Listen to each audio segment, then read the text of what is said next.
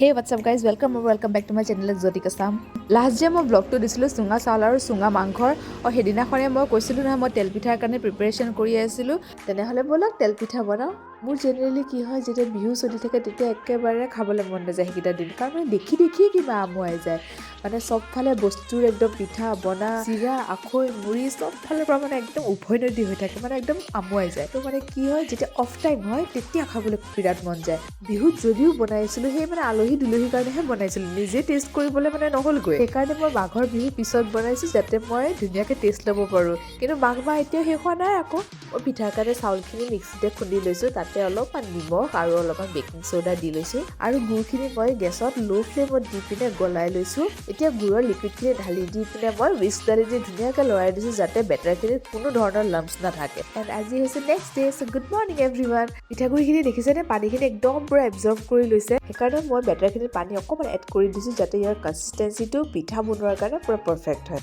পিঠাটোত অলপমান বেলেগ কৰিবৰ কাৰণে মই ইয়াত বগা তিল অলপমান ৰোষ্ট কৰি দিছোঁ এইটো ষ্টেপ একদম অপশ্যনেল হয় আপোনালোকে ইচ্ছা কৰিলে দিব পাৰে নহ'লে স্কিপো কৰি দিব পাৰে তিলটো দিলে মানে কি হয় বাইটত মানে এটা ক্ৰাঞ্চিনেছ আহি যায় যিটো মানে বিৰাট ভাল লাগে আৰু যিটো ছাইডৰ লেয়াৰটো হয় নহয় ইমান ক্ৰিস্প হয় তাত আৰু তিল মানে সোনে পে সুহাগা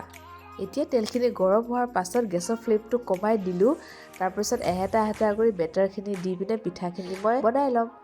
দেখিছে নাই পিঠাখিনি কিমান ধুনীয়াকৈ ফুলিছে তেল পিঠাৰ বেটাৰত যদি পানী বেছি হয় তেতিয়াও পিঠা ফুলি নুঠে আৰু যদি বেটাৰটো বেছি গোটা হয় তেতিয়াও ফুলি নুঠে চ' এই তেল পিঠা বেটাৰখিনি মেজাৰমেণ্টটো বিৰাট জৰুৰী হয় এই পিঠাটো বনাওঁতে কিন্তু অলপমান টাইম কনজিউমিং হয় কাৰণ এই পিঠাটো এবাৰত আপুনি এটাহে বনাব পাৰিব দুটা বনাবলৈ দিগদাৰ হয় সেইটো কাৰণে অলপমান টাইম কনজিউমিং হয় বাট কিবা ভাল এটা কৰিব হ'লেতো আপুনি কষ্ট কৰিবই লাগিব মোৰ নিচিনাকৈ অফ টাইমত পিঠা খাই কোনে ভাল পায় মোক কমেণ্ট কৰিবচোন মোৰ লাহে গোটেইখিনি পিঠা বনোৱা হৈ গৈছে আৰু মই